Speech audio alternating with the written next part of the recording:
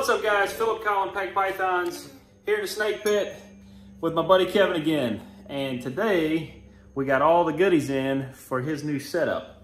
He picked his new snake. It's got a name. What's the name? John Diggle. John Diggle. I don't know who that is. Because he's my bodyguard. Okay. Yeah. Mr. Bigglesworth. Something like that. Anyways, okay. So we are going to do a full breakdown of the new enclosure. We're going to discuss how and why everything is the way it is. Before we get to that, we got to do some sticker shout outs. I think, yes, I got a new one from Honey Hill Royals. Really cool logo. Sent it with a little love note. Thank you guys. I'll put their social media down below. And the first step, the first ingredient of a very good enclosure is awesome stickers. Everybody knows that. You gotta have awesome stickers. So, Kevin, this is my extras pile. These are all the stickers that haven't made it onto my incubator yet. So I would like you to pick 1 or 2 stickers and we're gonna give them a shout out. So, If you give me the option for 1 or 2, I'm going 2. So, all right, cool. Dun, dun, dun. What you thinking? Thinking, I like this holographic and I like the colors. Oh boy. Looks like the graffiti art. I'm going this. All right. So, Ellis Exotics. Description or links will be down below. Thank you guys for this extra sticker. It's going on my buddy's new tank. Sticker number 2. Sticker number 2's category is going to be name. Coolest name. We're going with Interstellar. Oh, yes. Yes, and holographic. Interstellar Reptiles. Links are all in the description. Thank y'all for the extra stickers. My buddy will appreciate them. So, all right, so now we're gonna jump. I'm trying to think of how I'm gonna set the camera up to where we can go over everything. But y'all just stay seated. Don't go anywhere. This will be a pretty short video. Oh, what you got, Wyatt? You wanna do a shout out? Yeah. All right, what's that one? The snake. Oh, Ellis Exotics. Awesome, we'll throw that one in there for Wyatt. Thank you guys for the extra sticker. We'll do 3 for Kevin. All right, let's get to it. What's up, guys? All right. Ta-da! Goodies. Goodies, lots of goodies. Okay, so first thing you need is an aquarium, tank, something with a lid, something with a screen top. A locking lid is preferred. This is a 20-gallon long with a locking lid that I got secondhand off of Facebook for 20 bucks. You could go buy one brand new from the store for about probably 100, something like that. They're a little pricey, but typically you can go online and find them secondhand, Craigslist, somewhere like that, and get a pretty good deal on them. There's almost always some available in the area. For a hatchling, 10 gallons would be ideal for this snake, but you can do a 20-gallon long if you have enough clutter in the enclosure and you set it up properly, which we're going to cover here in a second. First thing you want to do if you do have a second hand, or even if you buy it brand new, is you want to clean the enclosure very well. So I have, hang on, I have F10. This is a veterinarian quality disinfectant, high quality stuff, safe for the animals, safe for us. I'm gonna go ahead and soak this down. We're gonna get it good and clean, and then we'll be back in a second.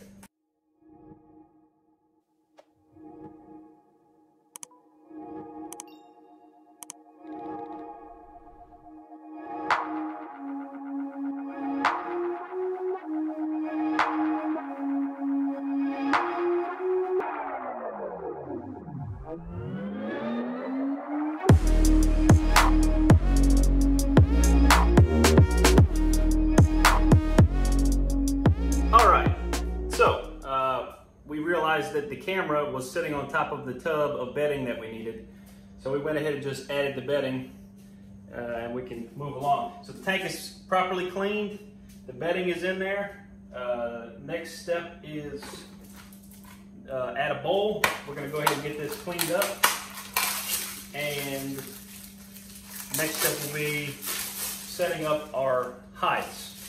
So, oh, nice. no, it's broken. That's not good. So we'll have to reorder this, but well, damn it, that sucks. Okay, moving right along. So the snake needs a bowl, obviously. We'll work on that. For hides, I use these black and clear meal prep kits that Walmart sells for like $3 or something like that. Take this, throw that in the trash. Take one of these by itself, and you can pick whichever size you need. These come in a bunch of different sizes, so you can, whatever size animal you have. That hatchling would probably do really well in these. I'm gonna go ahead and take one. I'm gonna cut it into 3 different hides, and we're gonna arrange them around the enclosure and give it a lot of options on different ends for different heat, temperatures, and however it wants to be. So let's get that done.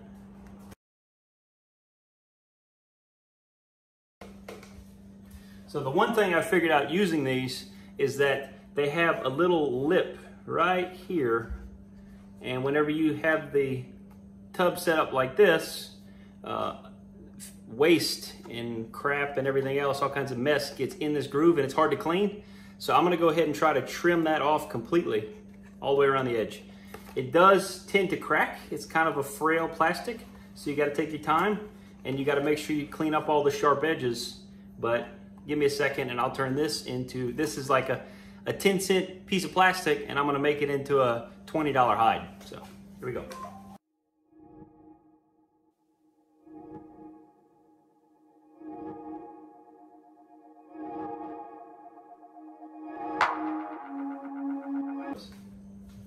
So there you go. All of the edges are trimmed off. It's a little sharp, but I can't cut myself on it if I tried. So that's plenty good enough for the animal. And then we trimmed out a little window here so it can live inside happy and healthy. So we're gonna make 2 more of this and we'll be right back.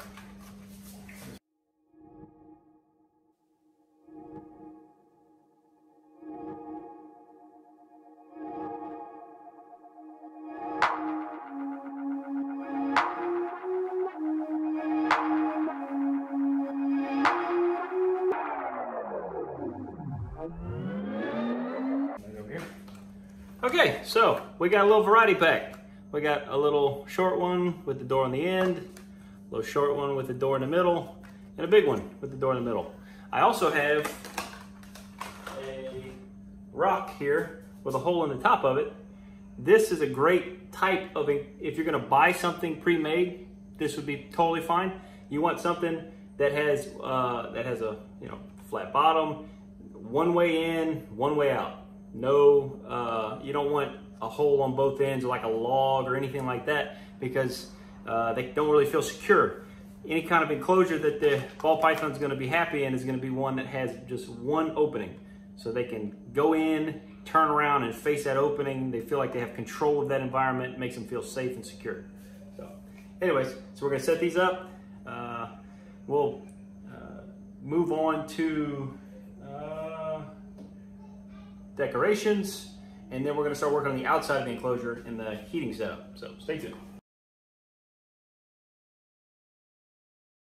So while he's setting that up, you always want to make sure that you have a warm end of your tank and a cooler end of your tank with about a 10-degree temperature gradient from the high 70s to the high 80s is ideal. So we're putting enclosures throughout the space, partly because it's a small animal, we want to fill the space with clutter, and also because we want to give it options of places to hide at different temperatures across that temperature gradient. So all that's key. Make sure you have plenty of clutter and make sure your hides are spaced out throughout the enclosure. Okay, try to just spread it out horizontally. Yeah, and get a heat spread. Yeah. So next step is clutter. This is just some Fluker's English Ivy vines. Got almost everything in this kit off of Amazon. So this doesn't look like much, doesn't look very big, but you take it, twist it apart, open it up, and it's gonna fill up this whole enclosure with these leaves, like a nice 2-inch thick bed of leaves in the enclosure. Perfect for them.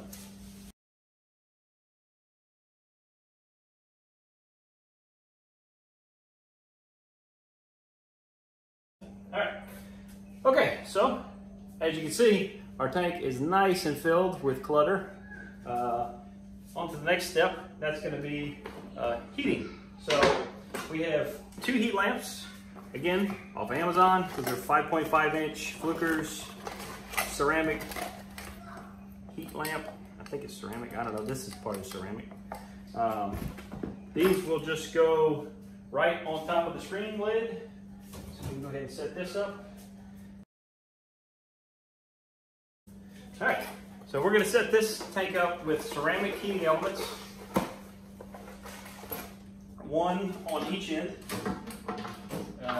Ceramic heating elements are great for putting off heat and warming the environment, and they don't put off light, so they won't bother the snake at night. So once you get the temperature set up properly, you can leave it turned on and running 24/7 without any problems. Not the snake being stressed at all by the light from a bulb or whatever. So we have, again from Amazon, I've got a 50-watt 2-pack. We're going to put this into the new dome, and this 50-watt, being the lower wattage bulb, is going to stay on 24/7. It's going to just be plugged directly into the wall, and this is going to constantly put out heat. And that will maintain a nice steady temperature in the environment. And we are going to set up the other ceramic heater with a 100-watt ceramic heating bulb. I think this is 100 watt, should be. Yes, 100 watts. We're going to set that up with 100 watts. And that higher wattage lamp is going to be on a thermostat. Now this is not the greatest thermostat in the world. This is a very respectable thermostat. It costs about 35 bucks or so on Amazon. It does not have a dimmable feature. It is just pulse, so it turns on or off, 100% on or 100% off. So we're gonna hook this up. We'll talk about where the probe goes, and we're going to line the top with some material I'm going to talk about in a second.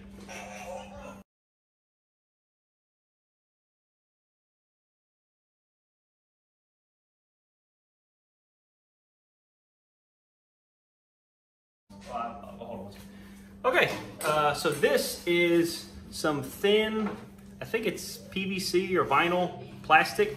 I buy this in 4-foot by 8-foot sheets from Home Depot, and it's great for all kinds of stuff, and it's really good for holding in humidity and heat, and managing the temperature of an environment. So we're going to trace this out into a shape that we'd like to have it sit between the 2 lamps and block off most of the screen top to keep some of the humidity and the temperature trapped inside the enclosure.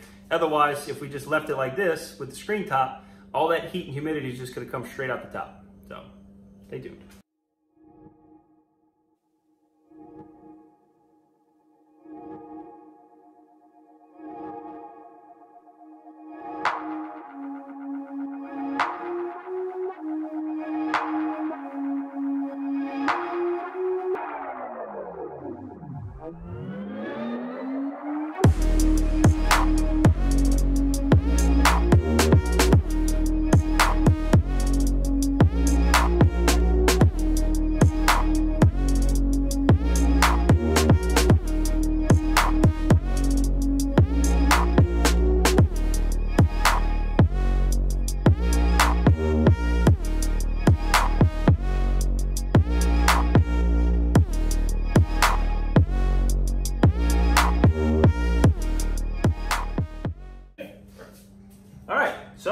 it's all hooked up. So now we've got the majority of the screen is covered with this nice plastic material. He still has access to this door, which not every enclosure is going to have that door, but it's convenient for sure. And then there's a little bit of space of screening on each end, which is going to allow for some airflow for fresh air, which is critical. You don't want to completely block off the top of the enclosure because it'll eventually suffocate your animal. It does need to breathe. So anyways, the way we have it set up currently, it would be the 100 watt bulb on this side. That dome would be plugged into this thermostat, which would be set to 88, 89 degrees. The probe from this thermostat would be ran inside the enclosure. You can run it through this little clip, Kevin. You can move that and run it down through there. And it will be set up in that glass, up against the back or the end, anywhere, just somewhere closer to the bottom where the animal is living. And then that would be controlling the main heat and rising and lowering the temperature to keep it nice and sweet, right where it needs to be. With that being the hot side, this end should stay a little cooler, just with the natural air conditioning and the lower wattage bulb. It's not going to get nearly as hot. So that is going to be where you want your water dish on the cooler end. So this one would be somewhere tucked down in the bedding on the cool side of your enclosure. That should be perfect. Another step is going to be enclosing or blocking off the back side of your enclosure. So you're going to want, your animal is going to be nervous. The more stuff it can see, the more nervous it's going to get. The less commotion it's bothered by, the better. So, like me. Yeah, like you. Just like Kevin. So what we have is some 12-inch by like 10 yards. This is a ton. Don't need nearly this much. This is a 12-inch strip of vinyl, which is like peel and stick. This is what you would make placards out of, or like vinyl signs or whatever. Again, I'll put the link in the description. We're going to take some pieces of this and we're going to block off 3 sides of the enclosure to continue to block off anything that the snake can see. It'll keep it nice and dark in there. Keep him happy. So, stay tuned.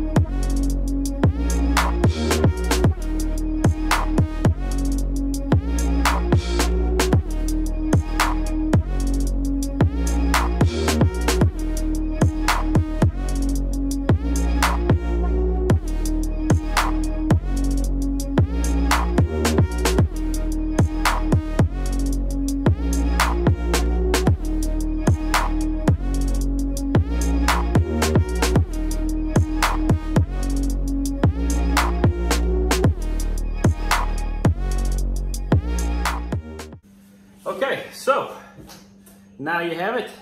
It is completed, all set up. There's only one step left. That would be add your stickers. Ellis Exotics, East Los Exotics, Interstellar Reptiles. Kevin, hook these up while I finish explaining. Put them wherever you'd like. So the 3 sides being blocked off gives it a nice safe space to be inside of, just like the enclosures have 3 sides and 1 open side. Makes the same. Wyatt, hey baby. Shh. Oh, yeah, Wyatt gets to put the Ellis Exotics on. He's right. Come put your sticker on, buddy. Come on. Uncle Kevin will help you. 3 sides, that helps that.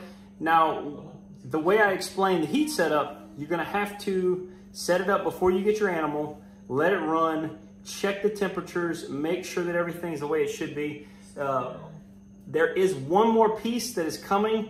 I don't think it's gonna come in today. It shows that it's gonna be here, but it's not even out for delivery. And that is a thermometer and a hygrometer, which tests for temperature and humidity, and that's going to help you maintain a nice high humidity in the enclosure and a temperature range that is nice and safe. You want to make sure you're checking both ends and make sure that they're both where they should be. Again, the cool end should be around 78, the hot end should be around 88, and that is choice. So, press down at the bottom. Private. Private, buddy. There you go. So, that's it. Hope you enjoyed it. I'm going to try to fast forward through as much of this as possible so that the video is nice and short.